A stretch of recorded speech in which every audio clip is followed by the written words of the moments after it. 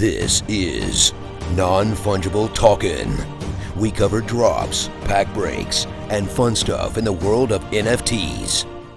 Hey collectors, in this video we're going to do a bit of a deep dive into VeVe metadata, or more specifically the minting order of VeVe collectibles. So I'm on the Immutascan page here, and I'm on the VeVe collection, and I've shown events before the 15th of December 2021 at 16:45. Now you can do this yourself. I'll put the link in the description of the video, but generally you can play around with time frames in order to see more or less collectibles. If I was to leave this, it will show the latest things that have happened, but if you go back in time you'll see earlier events.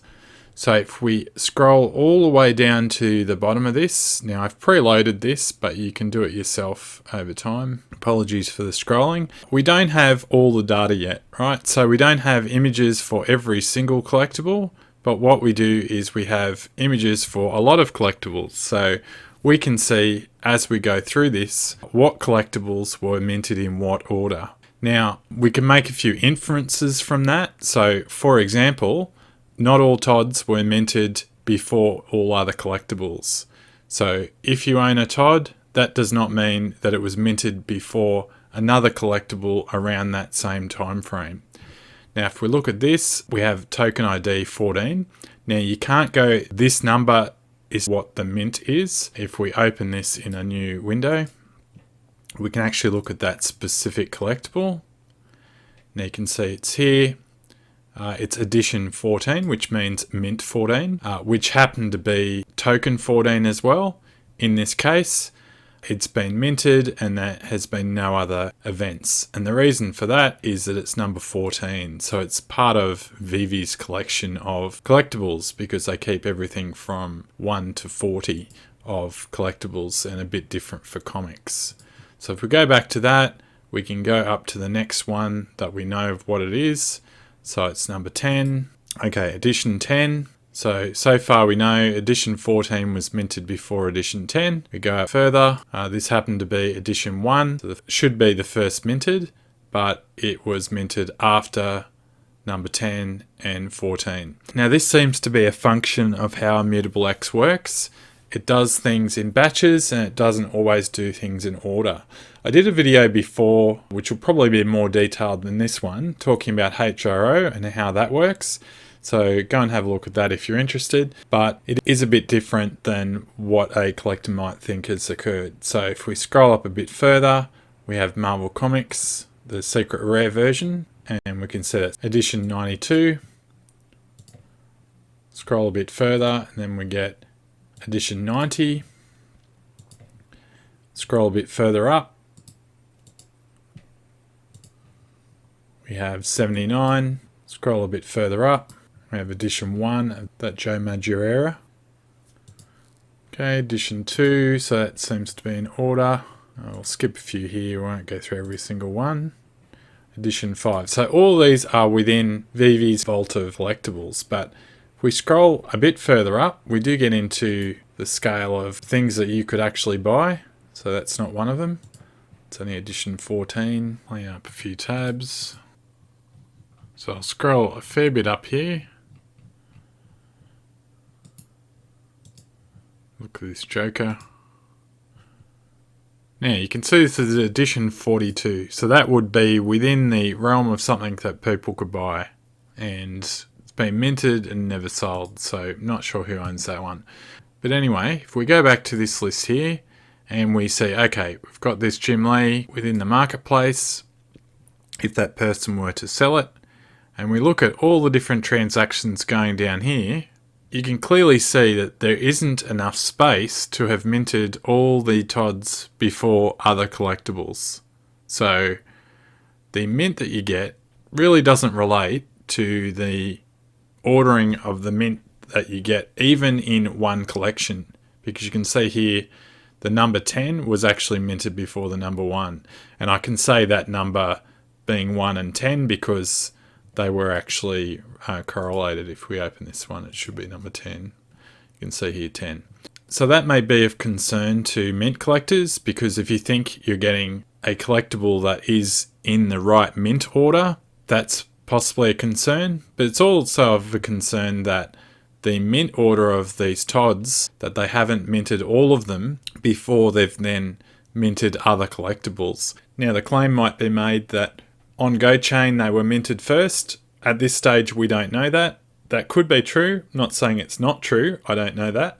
But it is something that we would need to consider to be accurate. The issue I have is that they've had the ability to kind of clean up the order of minting, and that kind of hasn't been done. Now, again, that may be about a technical limitation of Immutable X in that it does things in bunches, and so you may find things a little bit out, but I find it a bit hard to believe that they couldn't have minted all the TODs at once. In other words, done an operation to say, we are going to only mint TODs, then we'll mint the next release, then the next release, then the next release. I would expect to see a lot bigger blocks of TODs at the bottom of this list. And as you can see, it's a scattering of different collectibles. Just one thing to note, if you move forward and backwards, as I just did then, that will clear your date range and you need to re-enter that. So, as I said, December 15, and go between probably 15 and then something else, so maybe 1545. And then if you scroll down, it'll hit a maximum, and then you just need to click a button. So if we just do that quickly to show you how it works, I think it's a maximum of 420. So you just keep going further down. Anyway, you can keep doing that, and then you can dive in to look at specific collectibles. As I said, the complete list of stuff isn't in there yet, but we can get some quite interesting information from what is actually available. So hopefully in the future there'll be images for absolutely every one of these mints. That will be a thing. Now, some other information here too is it does actually skip transaction numbers, and it does that because it's competing with all of IMX. So you have Hero, you have other immutable based collections being minted or traded or transferred. So that is one of the reasons why you'll miss this. But if we scroll to the top, we're simply looking at the VeVe collection here, and it will only show transactions that relate to items within this collection. Also, if you're wanting to look at more modern transactions, because I'm going so far back, I didn't actually have to pick mint, but you may want to pick the event type of mint, because you can see trade and transfer options, and in quite recent transactions a lot of them will be trades, which is what happens when they get sold in the market. So mints will only occur when they're bought off the store. I don't know that it really matters much to collectors, but I feel it's important if you're a mint collector to have more information as to the exact nature of the blockchain in which these things are minted, because as with HRO, we get a sense that the mint number means the order in which the token was actually created on the blockchain.